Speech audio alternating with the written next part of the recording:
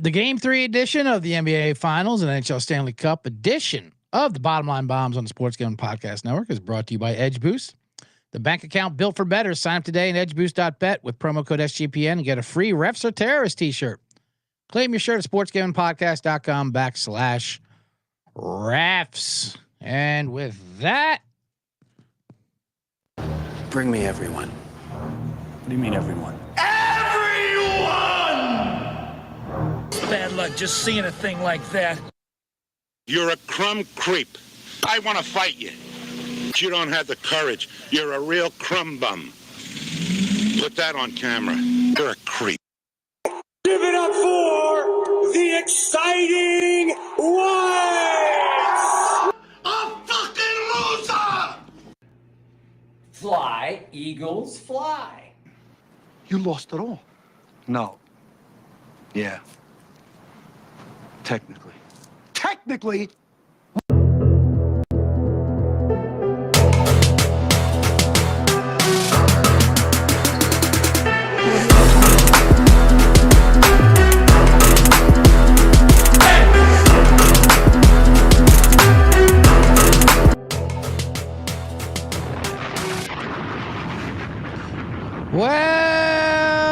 welcome to the Bottom Line Bombs on a Monday, June 9th, 2025. Live from Eagle Rock, California, the show with picks with bits for tobacco use only. I am your host, the laddie daddy, the bet detective. Scumbagger Vince, the man in the box, CJ Sullivan.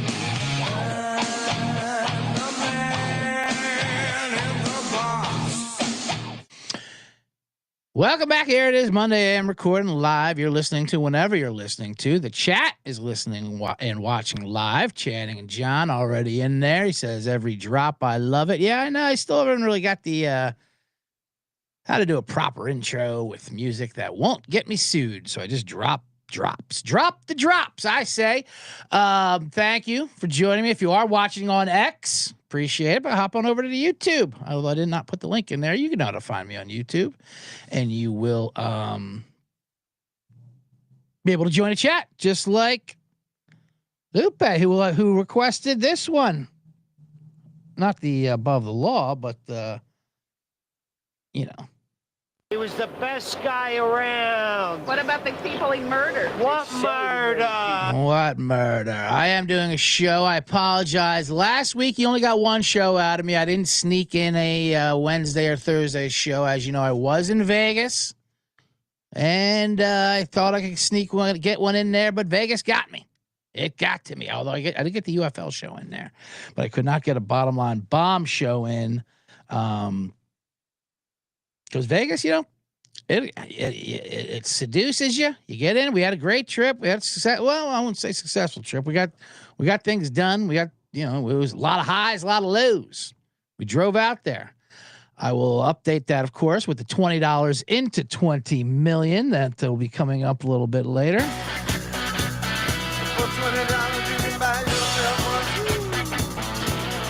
I didn't get to give out a lot of play. I mean, whatever. If you listen to the UFL show, you got those plays. But yeah, Vegas popped me for a bit, but I got out of there. Got out alive. That's most important. Sometimes you get left behind. You hit the ATMs, and you're calling the bank in the middle of the night. That's never good. But we got out of there. So I apologize for that show. But this show is gonna be great. We got an NHL Game 3 Stanley Cup tonight. We have the Thunder Pacers Game 3 on Wednesday, I believe it's stretched out. So I'll give out bombs for tonight's game and for Wednesday's game. I'll give a $20, $20 million update. Of course, a man in a box segment, which includes LA Riots. It'll include the movie Uncle Buck. It'll include a lot of things. And elevator mishaps, understandings, all that in the man in a box segment coming. How about that for a teaser? So many things I could get into. Speaking of Vegas and popping, there was a shooting. Was it last night? This YouTuber killed another YouTuber live, and he live streamed it. I mean, my God, I get the content game, but these fucking kids, they don't care if they literally commit murder as long as it's on for content. Your Honor, it was for content. Oh, I don't know. How many impressions did you get? Quite a lot. All right, you're free to go. Anyway, we'll get into it, and I'll recap, of course, what happened over the weekend, which I would not give out the preview. But first, if you do want to get our free picks and podcast for the Stanley Cup, college baseball, World Series, and NBA Finals on the SGPN app, that's all you got to do. Get it wherever it gets your apps. The SGPN app, everything is right there. You would have got my UFL plays. UFL plays. I gave their on the UFL show. I was the only one of the three, which I host with J Mark and Colby Dant. Three of us. Colby D kind of runs the show there. I mean, J Mark get in there. Championship games this week. So we only really got 2 or 3 more shows left. Tomorrow will be our recap show, and Thursday's our picks. But I gave out Michigan and DC, both winners. Ship it. Bink that. And I have a DC future. Everyone said that it's scripted for Birmingham and St. Louis, and it was. But what they don't realize is that the UFL doesn't know how to script games. The NBA knows how to script it. UFL's like, here's the script, and then they get in their own way, and next thing you know, they messed up. Now no one will be at the St. Louis game. But we got our winners. That's all I know. On VSiN, which I did a Friday night in studio in Las Vegas with Sean and Ryan, great experience there. I gave out the opposite because I didn't have time. He only gave me a minute to talk UFL. I'm like, all right, well, I don't want to get any debate going on here, so I'll just give you Birmingham and St. Louis. That did not work out. Then you had the Belmont. I didn't really have any plays on that anyway. Sovereignty beat journalism. It's so funny. Like, yeah, right decision for him to skip the Preakness. Yeah, of course, it's the right decision if you win. Yeah, he was rested. No shit. But also, you're not going for the Triple Crown, which is all we care about. I know you guys care about your millions and breeding and all that. But yeah, no kidding. Journalism ran out of gas because he ran in the Kentucky Derby and the Preakness. Congratulations, Sovereignty, you jerk. Anyway, I don't have to talk about that. It was weird because there was no hockey or NBA finals on Saturday, which you would think they would take advantage of it being Saturday. So, and even Sunday, the NBA game wasn't until Sunday night, which is kind of a letdown. Sunday, I want the NBA in the afternoon. Sunday night is for freaking out about the week ahead of me. I don't want to watch. I want to be sweating a game Sunday night. You're supposed to pick a new show, drift off, eat some pasta, take some Xanax, and know you got the whole world ahead of you, life ahead of you. But so there was really no sports until late Sunday night. Unless you got the French Open, unless you got up early for that, West Coast time, 6 a.m. I bricked both of those. I had Sabalenka on Saturday morning. I thought that'd be a nice ticket to wake up to before I drove back to LA. And she had a meltdown. She won the first set, but she was just having a meltdown. And then she was Coco Gauff won. Congratulations to Coco Gauff. But Sabalenka, after she had 70 unforced errors, she had 25, the most all tournament in any other match. So she did melt down. And her press conference afterwards, oh man, typical lady. I'll tell you that much. Dancing for ladies. Wouldn't give Coco any credit. It's kind of unclassy of her, but it's she was an emotional lady. Ladies get emotional. The Coco wouldn't beat it. She was saying all kinds of weird shit, but She always knows her place. She's got style, she's got grace. She's a winner. She's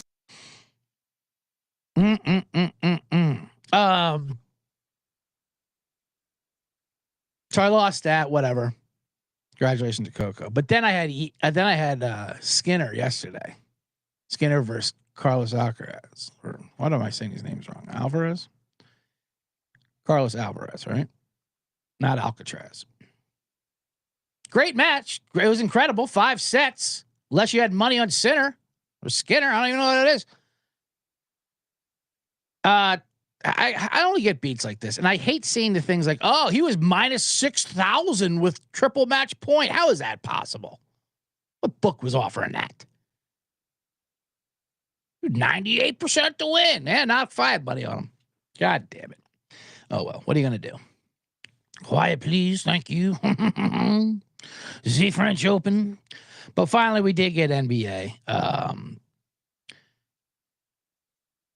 People says, we got to talk about the clip. Art trophy logo on the screen and not the actual court was pretty funny. If you didn't see it, it's NBA Finals Game 1. Everyone was complaining about how there was no logo of the trophy on the court. So it just seemed like a regular season game. Then the commissioner's like, all right, I'll look into it. I mean, look into it. You're the commissioner. Have someone paint the damn logo on there. So instead, they put a hologram of this tiny garbage trophy. It was a hologram of it. Fine. Is this helpful? You happy now? No. Now we're less happy. Get rid of it. Then they change it like at halftime. All right, put a YouTube on there. Someone's got to sponsor this. But if someone walks over, it would reset. It was terribly done. I love it. I just love how disrespectful the NBA is because of small. They complain.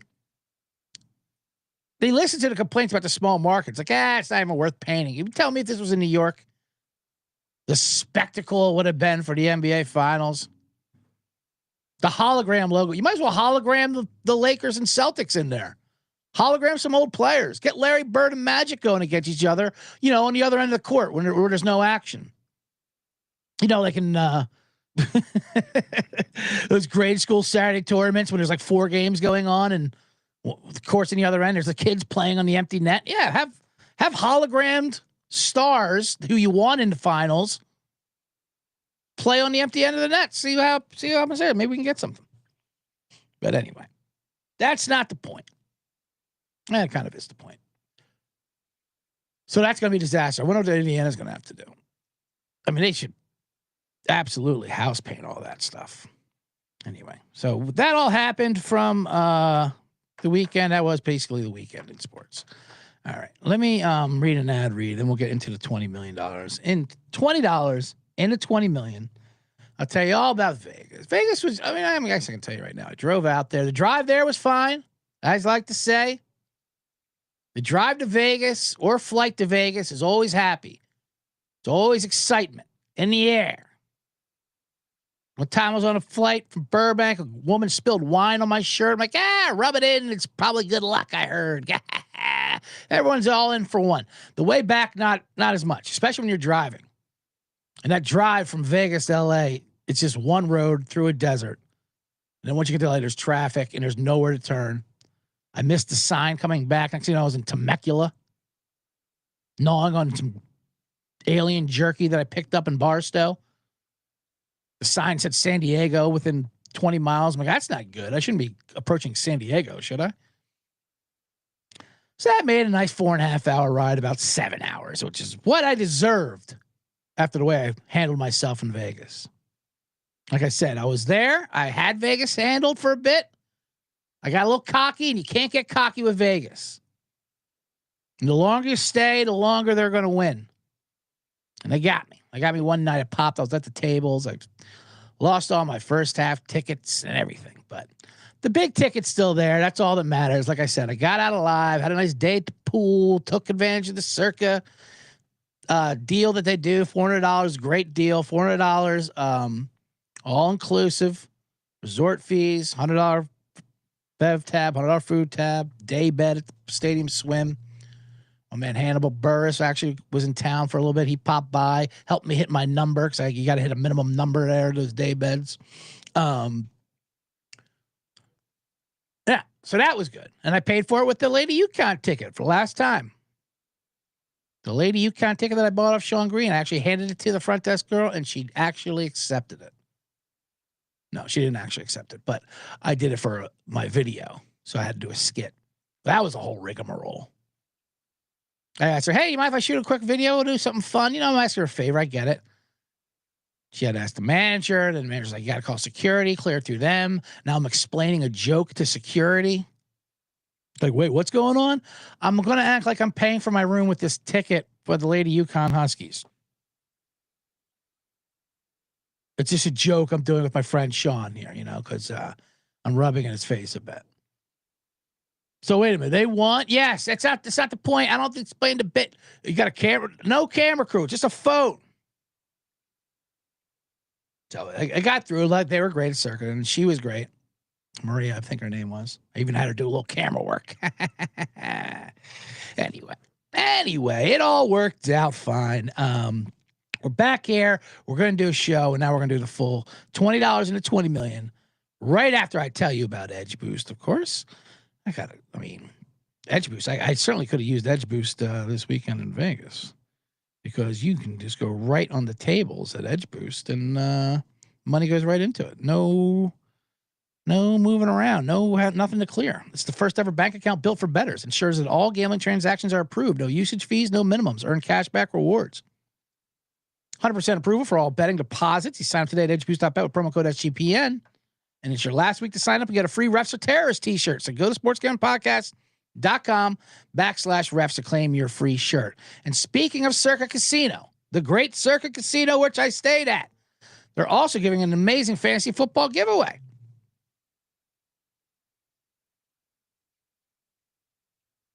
The ultimate fantasy football experience for a 12-person league. The draft in Vegas be treated like VIPs for the stage, just like the man in the box was treated like a VIP. You get a limo ride from the airport, $5,000 tab for the stadium swim, hotel stay for you and your 11 league mates.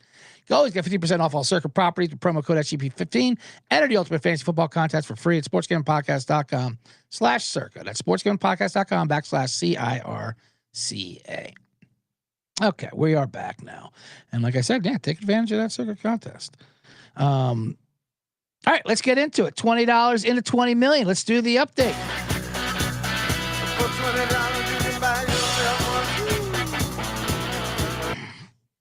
As you know, if you've been following along, Generates, we started with $20. Week 18, the NFL regular season of last season. Turned that into $500 when we gave out a pleaser, me, Sean, and Ryan on his VSiN show Friday night, which is a reverse teaser. We had a 3-teamer for 25-1. Turned that into $500. I put $300 of that because I blew $200 of it on an exacta ticket the next week, right before the playoffs started. Eagles to beat the Chiefs in the Super Bowl, 17-1. Bang! That turned into $5,000-ish, a little more. Blew some of that off. Then we had the 5K even, and we shoved on the Thunder to win the West at -120 in mid-February. At -120 mid-February. That's how crazy their numbers been. And that hit. So now I had a $9,100 ticket. The goal was to get to 11,000. So we can buy 10 Survivor tickets for the Circa Survivor and 1 Circa Millions. And a little sprinkle for the proxies. So we had 2 more to go. So we drove out to Vegas last Wednesday, the day before the Stanley Cup, the day of the Stanley Cup, as an homage to last year's Road to 10 Million. We got there. We cashed the ticket, the OKC ticket, but we also took 2,000-ish, a little more than that, and we parlayed the Thunder and the Edmonton Oilers. Series price. They just got to win the series. So if that hits, we'll be over 11, and we'll be at our next stage goal that we can put it all into the contest. I put in the matter, and what I did, one smart thing I did do in Vegas, I gave him the ticket, which was like 9,100 or so. I go, okay, put the 2,300 or whatever on that parlay. Put 6 of it. Now I got a 7 left. Put 6 of that in my account, my Circa account, so I can't touch it. Or if I will touch it, I'll touch it and I'll, through the phone, and give me the rest cash. And that way I won't have to hit any ATMs. And I blew through that cash. But that's neither here nor there. We'll make that up later. Point is, we're in a good position. Oilers won that first game when I was there. If you're noticing right now, see, Generous, if you're watching on YouTube, you see my Oilers hat. I got a hat for mostly for the content. I got a Thunder hat, blah, blah, blah. So I'm like, I need an Edmonton Oiler hat. And let me tell you, see, Generous, finding an Edmonton Oiler hat in Los Angeles, not easy. I'm like, all right, well, because in Los Angeles, they heard of them. But they sell hats for colors. They don't. They basically sell gang colors out here. So I was like, oh, they're a rivalry because they are the rivalry with the Kings. Like, you guys don't like them, must be hated right here. Like, no, it's not that. It's just those colors are ugly. We don't sell that. Oh, okay. I'm like, well, the lids at Circa should have it. Nope, they did not have it. So she tells me, go to the one downtown or on the Strip, the main hub, right by the M&M store, right by MGM. Which, if you know me, I'd want no parts of. All right, fine. Let me drive to the Strip in 98-degree heat, park God knows where, and see if they have a hat. So I go up in there. I do. I go make the truck. They do not have an Edmonton Oilers hat. They have a lot of Kings, a lot of Golden Knights. They had other teams like Bruins and whatnot. I asked the guy, do you have Edmonton Oilers hats? Well, who are they? When did they play? I'm like, they played tonight in the Stanley Cup. No, guess we don't. And I found this Houston Oilers hat. Close enough. First of all, it's a much better hat. Look at that logo. That Edmonton Oilers logo is trash. The burning flame, whatever. This is an actual Oilers hat. So I'm like, this is going to be it. This is going to pay. We're going to have to pay the respects for all the Oilers. This is the reason why the Edmonton Oilers have to win the Stanley Cup. Put some respect on its name so we can get some Oilers hats in there. All the legends. Wayne Gretzky, Mark Messier, Warren Moon, Earl Campbell. That's going to be my bit, I decided. Anytime you have Oilers win, I'm going to cheer. Lorenzo White got us that game 1 win. Hoping Mike Rozier can pull it out tonight. Or Chris Dishman, William Fuller, you know, all the greats. But then the guy tells me, hey, you should go to the Fashion Walk Mall by Treasure Island. Yeah, no. No, I'm not driving and parking in another place in the Strip. This is it. This is the hat. I'm done. One and done. So, and I did not wear this hat in game 2. When they lost, I was live on the VSiN studio in Las Vegas with Sean and Ryan. That always happens to me. I'm either doing a remote segment with them and Sean's giving me the play-by-play update of what my bet losing is, or this one happened live on the air when Florida scored in double overtime. Son of a biscuit. But it's all right. I wasn't wearing my Oiler hat. That's on me. Ryan Kramer also switched TVs. He was to blame for a lot. In studio, they were watching the game on a certain TV up top, and he asked to get switched below so he could watch it better. Sean called that out immediately. He is right. I support Sean in that. Kramer messed with the mojo because his -1.5 puck line bet was toast, so he didn't care. Ridiculous. But 2 great games anyway. They go to game 3 tonight. I'll get into that in a second.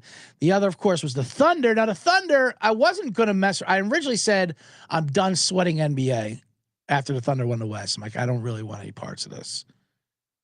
But it seemed like such a free ticket. Why? Because the Thunder Oilers series price was -130. I'm like, instead of paying $2,600 to win $2,000, why don't I just put like $2,300? Parlay them both, and I'll get plus money and I'll get it up to, win 25 or something like that to pay for any discrepancies that happen here in Vegas, which turns out that I needed. Then what did the Thunder do? They lose game 1. What the hell happened there? We know what happened there. Halliburton hit a shot and the Pacers won not at the buzzer. With 0.3 seconds to go, the only time they were leading all game 1. There's no more buzzer beaters in the NBA anymore with the fractions of a second. I don't like the fractions of a second, timeout, move it to half court. It's insane. Like let the natural flow happen. But that being said, it was a pretty wild scene in the sports book. I mean, it was packed with Pacer fans. I got a little cocky. I had Thunder first half game 1, under first half game 1, all winners. And I even said to them afterwards, like during the game, like, you know what? I won my first half bet. I'm going to root for your Pacers. They're like, all right. Not thinking they were going to win outright. But I'm like, if they backdoor +10, that's all right. Won't be the worst thing that happened to me as long as the Thunder win. And they didn't. And good God, those Indiana fans celebrated as well as they should have. And they mobbed that ticket window like the second the clock hit 0-0. Wow, God, they all had Pacer money lines. Good for them. They deserved it. Ticket in the account. I knew that game was trouble, though. You could tell it was getting to be trouble when Miles Turner was doing sidestep banking in threes Okay, something's wrong here. Miles Turner's banking in 3 balls. That should not have counted in my mind. John says my face while cheering behind me was hilarious because it was. All you could do was laugh at it. Like, okay, I wasn't even upset. I mean, I was upset, but I'm not. It wasn't emotional because I still think the Thunder, no problem, will win the series. Now it might go a little longer than I thought. Now we'll get into that. A lot of people are just assuming because the Thunder destroyed the Pacers last night that, all right, that's what they're going to do for the next 4. I do not think that.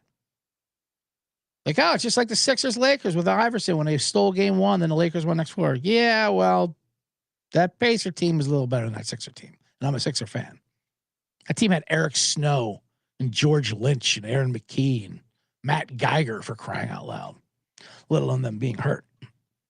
But so the ticket, listen, we knew this Oilers series is going to be a sweat. It's coming into the night. They play game 3.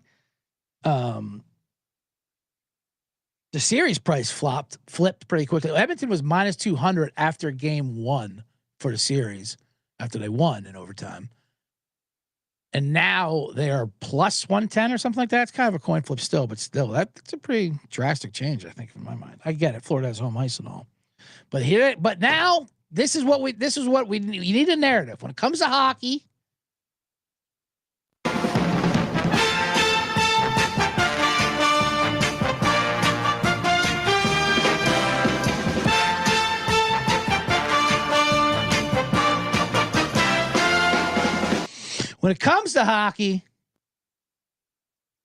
you need a narrative.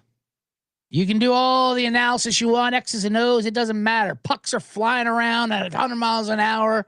It's hard to predict any of that stuff. It's a puck 'em. Pucks are flying. Pucks are dropping. There's mucking and grinding.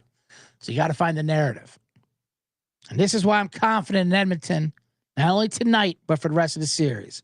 Because it's a revenge angle, obviously. Florida beat them in the Stanley Cup last year in an historic series where Florida went up 3-0. Edmonton won the next 3. Game 7 in Florida. They lost 2-1. They had a chance. Now they return to this building. The building where they lost game 7. Granted, they already played there in the regular season. They said it was very therapeutic, but now they have a different vibe. They're coming here focused. Those are the articles. These are the quotes I read. Florida's coming home. We got a little fun home team with our bath salt crowd who thinks they know hockey. No. Edmonton's coming in to exercise demons. They will win. Hopefully. Hopefully we can get to Ernest Givens and the House of Pain and all that stuff. As far as the game itself, I'll talk about that and what I have to do some props for it. I do have a side.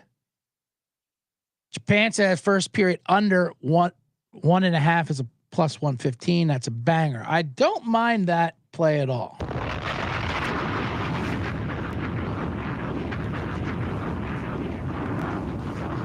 There is analysis that the numbers do say the under is definitely played. Now, the first 2 games, it was over. Over was over within 10 minutes. Both games, well over. First, and it was never a doubt. At never at one point did you think the over was going to hit. At 6.5, they're high numbers. But if you do like the under, and I don't have the heart to play the under, but at first period under is actually a pretty good way to go about it. The reason why I don't like playing the full game under is because of the empty net situation. They pull the goal within 5 minutes and they keep them out. So you can get like 3-4 goals almost in the last couple of minutes, or not. Although the first 2 games, they did have an empty netter, but it was to tie it up. 2 games going overtime was great. Amazing first 2 games. Last year's Stanley Cup, 3 of the 4 games in Florida combined for 5 goals or fewer. While the Edmonton games, they all flew over. Fewer shots on goals, 48-59.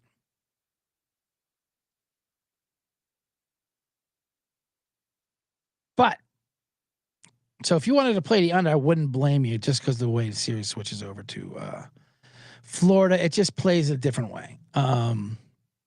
Some blame the temperature outside, which I don't know. I think Florida does air conditioning pretty well. I don't give Florida a lot of credit for a lot of stuff. And I don't like Florida, by the way, and I'll get this in a man in the box. Talk about the LA Riots. Florida texting Hunter better than California. Get the fuck out of here, Florida. You're the worst state in the country. We all know it. Even the southern ass hick states know Florida's. I mean, you're the craziest.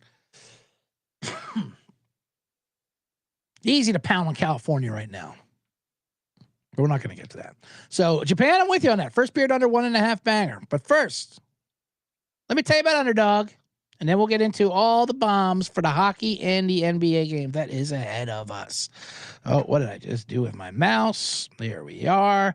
I got to tell you about Underdog. We've been doing all right with Underdog. Sort of. It's going along for the NBA Finals. Their extender bonus. Don't forget, that was a great time to hop in on Underdog, to play fantasy for cash. Because the longer the series goes in the NBA Finals, the bigger the bonus gets. I'll give you a pick-em entry in a second. Sign up for my promo code BOMBS, though, to claim your special pick and first deposit up to $1,000 in bonus credits. UnderdogFantasy.com, promo code BOMBS. And, of course, Rhythm.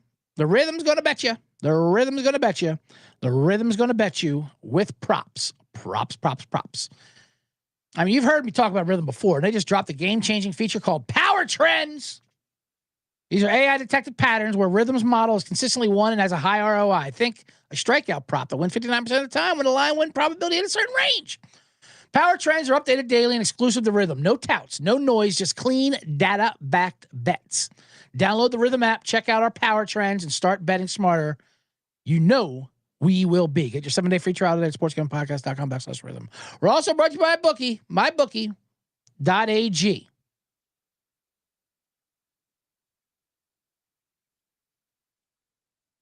It's your place to bet on every sport, including the NBA Finals and Stanley Cup. It accepts customers from a ton of locations. Easy deposit, lightning fast payouts using crypto. A bet I like on MyBookie for tonight. You know what? I'm gonna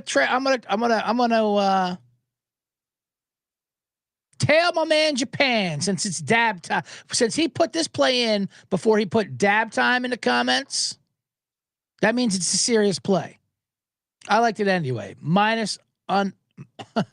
Under 1.5 plus 115 first period. I like that. Head to mybookie.ag, promo code SGPN for 100% deposit match up to $1,000 in terms, conditions apply. That's mybookie.ag, promo code SGPN.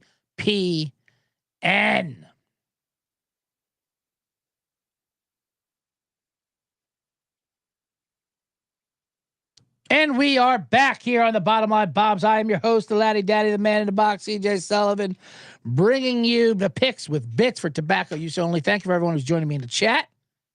Keep it coming, and we're gonna now let's get into it. Let's get into some more hockey real quick, and then we'll get into the NBA Thunder game.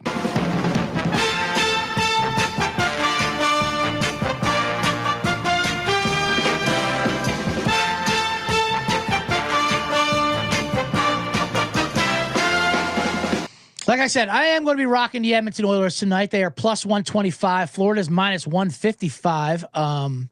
Understandable. Florida at home is very difficult, but the Oilers are going to be locked in. They're going to be focused, coming off the loss, trying to exercise the demons. Now, we're hoping for a split.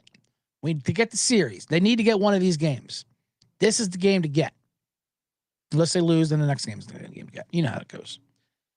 Yeah, it's funny. I was telling Sean, who has an Oiler minus 1.5 game ticket. 1.5 games at plus 190, which is a nice price. You almost want them to split and not sweep in Florida, because if they sweep in Florida, hockey's so weird. Then they come home and lose game 5. And then they get crushed game 6. Then they have to win in 7. But if they split here, then they come home focused for game 5. They'll win that. And then they get the storybook exercising the demons at game 6 in the road to win the Stanley Cup. That's how I see it happening. But it starts tonight. Oilers win this game 3. We're getting plus 120. Even look for an alt puck line. What's that? It's got to be over minus $2, right? Oh, yeah. Plus 220 for Oilers minus 1.5. Bomb that. How do you not, with the percentage of games that go over a goal and a half? That have been more, they win by 2 goals. We already said there's that system where teams are, they're betting both sides. Minus 1.5 Florida, minus 1.5 Edmonton. Utah, give me 2. You know what I mean? Couple props I like. Now, Ryan Nugent-Hopkins is banged up, apparently. He was the frontliner for Edmonton, who replaced Hyman.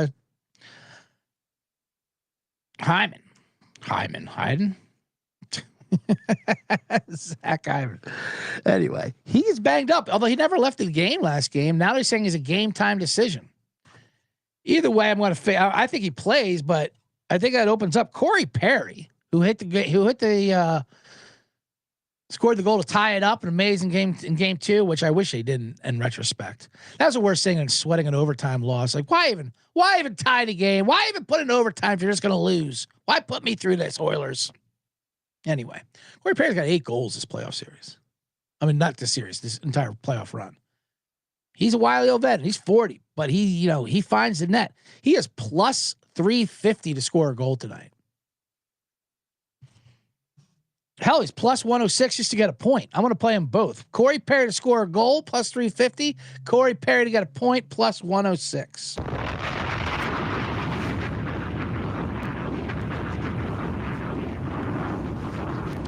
Leon Draisaitl to get 2 points is plus 125. That's not a bad price. He's been getting it almost every game. I mean, he's getting 2 points. McDavid has been incredible. I've kept going with McDavid to score a goal, but McDavid's not looking to score. It seems like. I mean, he'll score if he has to, but he's looking to set up Draisaitl, and Draisaitl's just putting him in. So, either way you want to play, if you want the plus money, I'll go with Draisaitl. But Corey Perry is my favorite play tonight, just at that number and along with the Edmonton Oilers. Let's go, Oil. Let's do it. Let's bring this $20 into $20 million. We need you.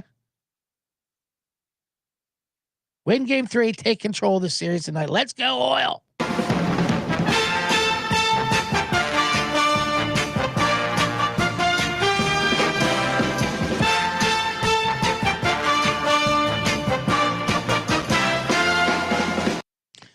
All right. The other one, of course, is the NBA Finals. Oklahoma City Thunder, Indiana Pacers tied 1-1. Game 3 is Wednesday night. The line on that game is 5.5. Thunder's favorite, plus 170 if you want to take the Pacers on the money line. 228.5 is the total. That over hit by some bench players last week. The design of the logo is hilarious. The pregame and halftime show. How about that halftime show last night? Oh my, it's so bad. Perkins and Stephen A. and the Bob Meyer, they're just screaming at each other. What is this? What it's so funny. Like, yeah, they got the NBA inside the NBA from TNT coming over. They better, because their shit's unwatchable. How do you have this much money, ESPN, Disney, and have such an unwatchable product? How is your product so bad? I mean, I could answer it. I have answered it. Because you pay guys like Stephen A. Smith so much money to do what they do, which is, the debate show, First Take and all that, which, like it or not, I don't like it. That's fine. It's successful for a reason. He's good at it. But it's a different show than actual analysis when people just want to watch the game. You can't, but he makes so much money. He's like, well, I want to be on this. Okay, what are you going to tell him? No, you can't. He runs you. And he gives you the worst shit in the world. And I'll leave it at that. And so will I. So when you put them all together, and they just know screaming, and you're live in the studio, in the arena, this college arena of Oklahoma City, and you throw a Kia advertisement in there, and they're telling you, Halliburton's got to play more aggressive. It ain't gonna work, buddy. It's just so bad. But anyway, let's get into the game itself. I expect the Pacers to play much better at home. They actually didn't play great either one of those two games. They did steal game 1, but they didn't play great. Thunder played amazing last night. But there's a couple props. Before I get out of sight, there's a couple props I do like to hit. Now, Thunder, they give up one or second most corner threes in the league. It's one of their one weak spots. So when they are hitting corner threes on them, there's a reason why they're open. It's just what they're susceptible to. One of the props I like to hit or go for are ones that you just need one shot to make. And that's Ben Shepherd over half of them made 3. All he has to do is hit 1 3. And he stands in that corner and he does it. It took him a while to get it last night, but he got it. But there's nothing better. First game, he hit it in the second quarter. There's nothing like bank over. I hit my text thread. We're done. We won the bet. Turn off the game, fellas. We got it all, baby. I am not a fucking loser! But the other one, so we're going to hit that. Halliburton over PAR 30.5. I kind of like that as well because he had a bad game 2. No doubt about that. And he usually does bounce back with good games. He did that in the next series where he didn't show up in that one game, and then he did show up. First game, I don't know if he had that over PAR 30, but he would have if other players made shots. And at home, they will make those shots. So give me Halliburton over par, points, assists, rebounds, 30.5. And then my other analysis of this series. Now, this is a Midwest series. Oklahoma City and Indianapolis, they're driving to each other's games. The fans are driving. Everyone's talking about how Edmonton and Florida are so far away from each other, but Oklahoma City Thunder and Indiana, they're only 10.5 hours away. Now, that might sound like a lot to a lot of people. Very far. That means you live on the East Coast or something. Not Midwesterners. 10.5 hours is like going to Target and back. They're driving directly. One, because there's no direct flights really. You got to skedoodle around. You got to drive to Dallas and rent a car from there or something. But no, Midwest, 10.5 hours, that is nothing. It's a morning shift. Both are excited fan bases. They're kind of, not to stereotype, but the Midwesterners and Indiana and Oklahoma, they're kind of white. I'm not afraid to say that. I'm not saying the players are, but there are some whites out there. Of course, you have Alex Caruso for Oklahoma City, and then you have TJ McConnell for the Pacers. And that's where my analysis comes from. Give it up for the exciting Whites! They're going at each other. And they know it's white on white. White, you got the white. White's from the stripe. And they're both having great series. Caruso's been great. Hell, McConnell's been great. He's been crushing his points and rebounds. His rebounds and assists. Caruso, just everything. Caruso had like 20 last night, didn't he? But it is funny just seeing, besides those two, the fan base and the actual team. Cultural gap. Yeah, it is. Big time. So I'm going to keep playing their overs. McConnell and Caruso. Whites on whites versus stripes. Caruso is 15.5, I believe, and McConnell's 13.5 points, assists, rebounds. Bank them both. I mean, just keep riding them because they know they have to one up each other. They're representing an entire state of the fan base. They're the one guys that the fans can yell out if things go bad. Now they won't because they're very supportive, nice people. I'll say this at the sportsbook in Vegas, and all those Pacer fans who are behind me.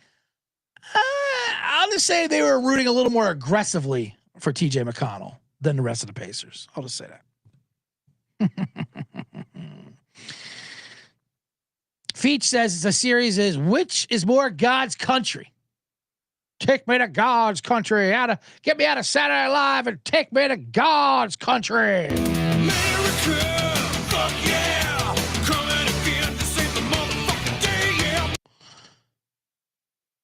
Hilarious. So that is my plays. I'm taking Shepherd over a half a made 3. That's hit every time. Halliburton over 30.5 points, and Caruso and TJ McConnell.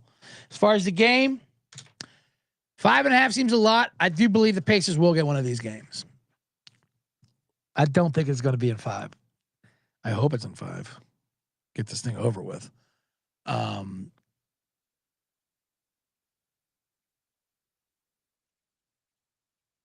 But did OKC learn their lesson? That's the thing with OKC when they lose, they come back and they win. That's what happens. Last Minnesota series, they came in 2-0 and got destroyed game 3 by 40. This is the game they're going to have to get. Their defense has been locked down. I don't know. 5.5 still seems like a lot. I'll play the Pacers plus 5.5, but the Thunder to eke out a win. They're not going to win by margin, the Thunder, on the road. And they're going to be laying 5.5. And if they lose this, it'll probably even be more, 6 or 7 for game 4. I probably will take the Pacers again with the points because these Pacers, they're never out of games. They're real jerks about it. Even when they were down 20 last night, like, hey, can't turn it off with these Pacers. They don't lose like gentlemen. Finally, they shut it down after a couple of minutes to go, but geez Louise. Go pace early into that good night, dear sirs. That being said, the Thunder have only covered against the spread once on the road all playoffs. For as great as they are, and they are a great team, and that's why we've been riding them, their home road splits are pretty noteworthy, at least in the postseason. And they only covered one game on the road. I believe that was game 4 versus the Nuggets, a game they won by 5. So I'm willing to take the Pacers off a bad loss, getting 5.5. I hope they lose the game, but we'll take the points 5.5 bomb it.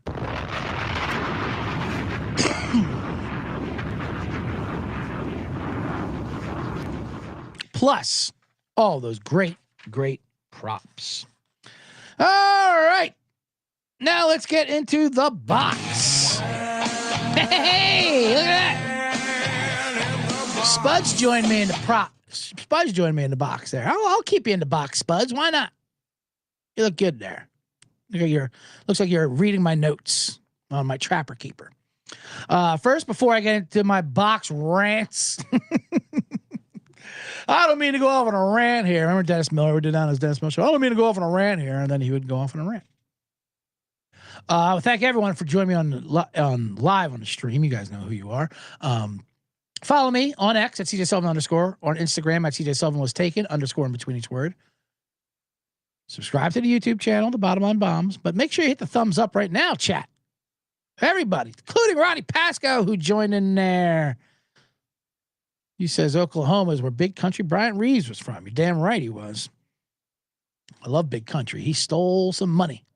Went up there to Vancouver. Hit the thumbs up on the YouTube. That's how the algorithms work, I believe.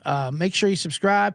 Follow my $20 20 million shorts. I put another episode out today. It's basically me driving back. I'll put more bonus episodes if you're subscribed to the Bottom Line Bombs on Spotify or iTunes, wherever you listen to your podcast. On my off days, which are Fridays, I'll put a bonus $20 20 million episodes, which are quick little edible bites, digestibles episodes. We will continue my Monday and Wednesday schedule for most of the summer.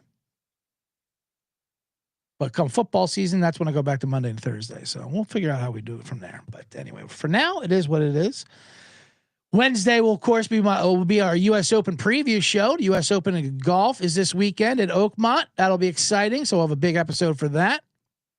And of course, more $20 20 million. But first, all right, let's talk some rioting. LA, just like the LA fires, now I get more text messages from family and friends and all that shit.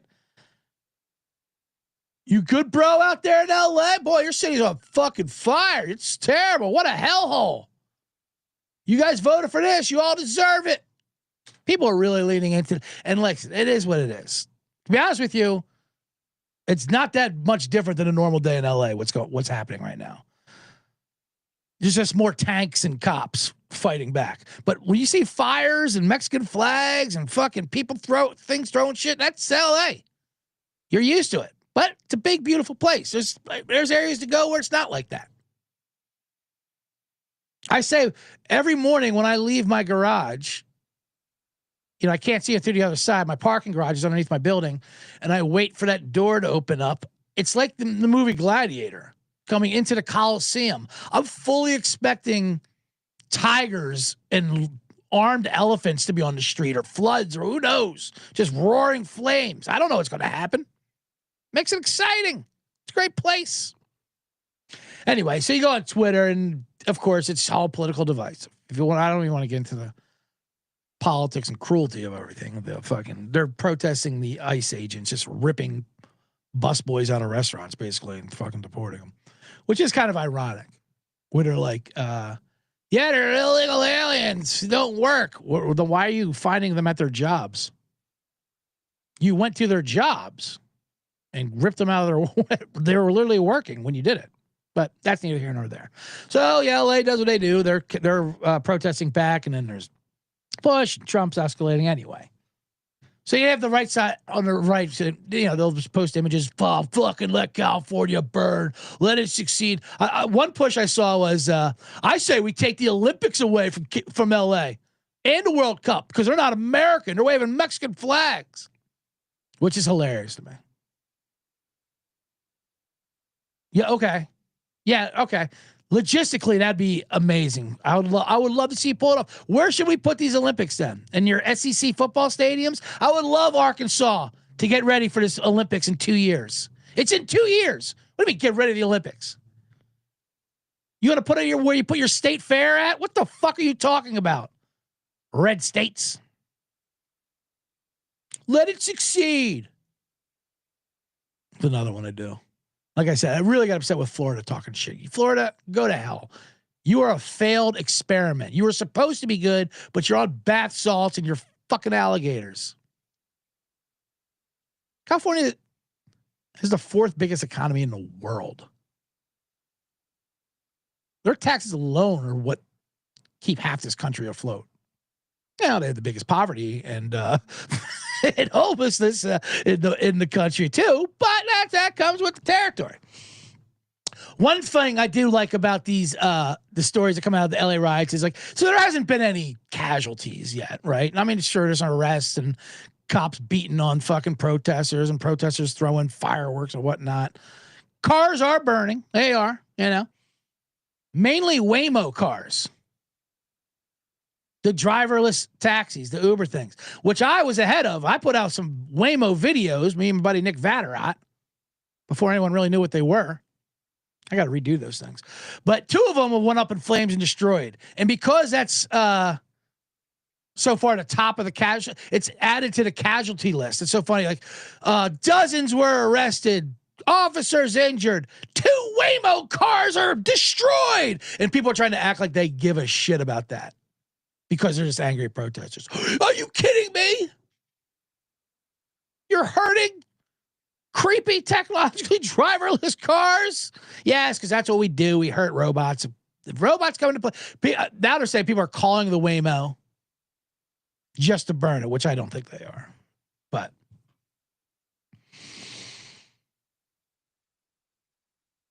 Ronnie Pasco says, I need to get sponsored by Alien Jerky from Barstow. That's not a bad. I would like that sponsorship. I tell you what, I wish I was doing my Shovid days, but Ronnie Pasco knows this. Back during COVID, I did a show on my balcony called Shovid, where I would perform a 3-minute stand-up set, acting like the crowd clapping for frontline workers and nurses were for me. That was my bit. It was something to do during COVID, and we did a nightly show, and it was a lot of great times. But it was from the balcony.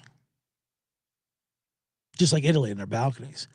And I will say that seeing the images yesterday of the 101 being blocked and all the protesters on the 101, and then there's that overhead and the fires, I think they could use a Shovid show. I even texted my old producer. I go, we should do this. We should save this city. Men to town. Do a Shovid over to 101. Feach Lamagna says Philly was ahead of its time by destroying a hitch spot. That was a hilarious story. That's when they sent a robot from Canada and they're trying to get all the way to Florida. But once it got to Philly, we beat the shit out of it. Because that's what you do. Get that thing out of here.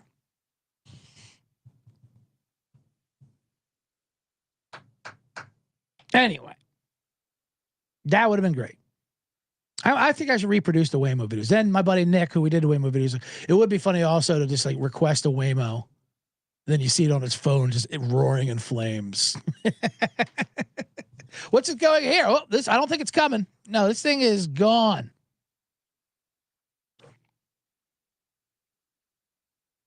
I had to avoid the 101 yesterday. Now it affects me, C-generates. Can you believe this? I don't like to take a side politically for the rioters or the protesters or either way. I usually stay out of it. unless it affects me personally. Yesterday it did. I had to avoid the 101 and take the 134 because I was downtown and had this thing up and I was shooting, and then I had to go to Highland Park, and man, that was an inconvenience. Now it affects me. My traffic route was inconvenienced. That's when I get political. Slightly joking there. But I did promise an Uncle Buck story yesterday.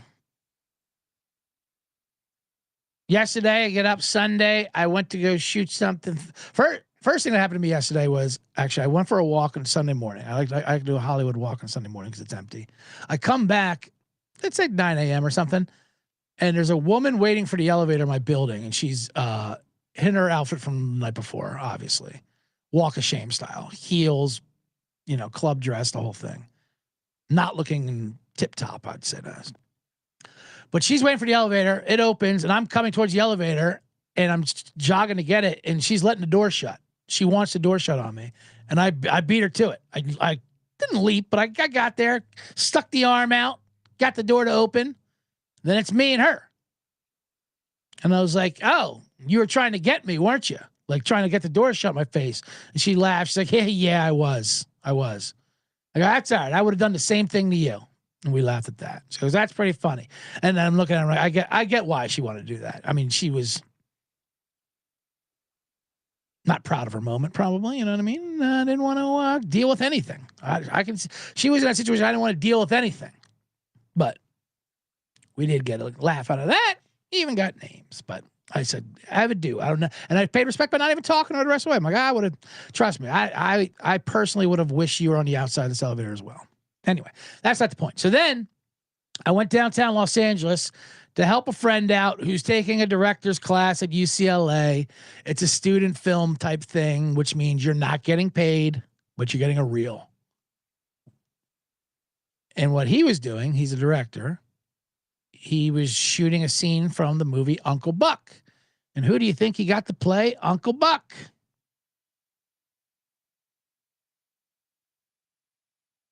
And once again, we apologize for CJ's language. That's right. Your man in the box. He's like, you'll be a perfect Uncle Buck. Okay, all right, fine, I'll do it. I'll help you out. It was just a scene in the kitchen when he's making breakfast and the daughter comes down for the first time. She's like, who the fuck are you? He's like, I'm Uncle Buck, and she's a real bitch. She's drinking coffee, doesn't eat his breakfast, the whole thing. Anyway, so we're shooting, and she was great, the actress I played with, by the way. But what's funny about it was no one on the set, the crew, the actress knew because she looked it up probably, what Uncle Buck was or even anything about it. They're like, what is it? What's his, and they're asking like actor-y questions. What's his motivation? How does he know these kids? Why doesn't she like him? And I'm like, it's Uncle Buck. That's his motivation. He's I don't know. He's just fucking Uncle Buck. He's likable. People like him. Why doesn't she like him? I'm like, she turns around on him. She doesn't like anyone at first, but then she likes Uncle Buck once he takes her abusive boyfriend Bug and puts him in his trunk and threatens him with an axe because he walked in on him about to rape another girl at a house party. So then the daughter likes him. And let me tell you, C-Generates, that horrified the crew. They're like, what? Yeah. Her boyfriend Bug, he throws him in a trunk and goes an axe because he almost raped somebody. Yeah, it was a comedy. It was an 80s comedy, sure. I think it was PJ. Macaulay Culkin's in it. He's adorable. But yeah, there's a lot of that. There's a scene where he's fighting with the laundry machine, and Laurie Metcalf comes in and thinks he's fucking it by talking extremely dirty. And once again, we apologize for CJ's language. They do hate his hat, though. You're right, John. Absolutely. They switched hats. I don't know why the hat was such a big deal. When I was a kid, though, John Candy, I love John Candy, R.I.P., and Uncle Buck. When he goes to the principal for the kindergartner, he's like, here's 25, here's a quarter. Go downtown, have a gnat gnaw that mole off. I love that line. Said that to my homeroom teacher about something else, and I got suspended. Anyway. So it was sad. At first, they thought he was Chris Farley. I'd explain it wasn't him. That's alive. They kind of knew Planes, Trains, and Automobiles. But I didn't realize I guess Uncle Buck could not be remade. CPS or CCS, whatever the Child Protective Services, CPS would be called. I mean, there's a lot of kid threatening in Uncle Buck. Still a great movie. I rewatched it for research. Still holds up. They do some broad comedy that's not necessary, but you know, candy's candy, and he's Uncle Buck, and so is I. It worked out. Costume for that was no problem. Although Candy works the sweater and the collared shirt underneath. I just went with a robe and some pajamas. I didn't do that. Either way, shout out to Uncle Buck. R.I.P. John Candy. And that's it for the box.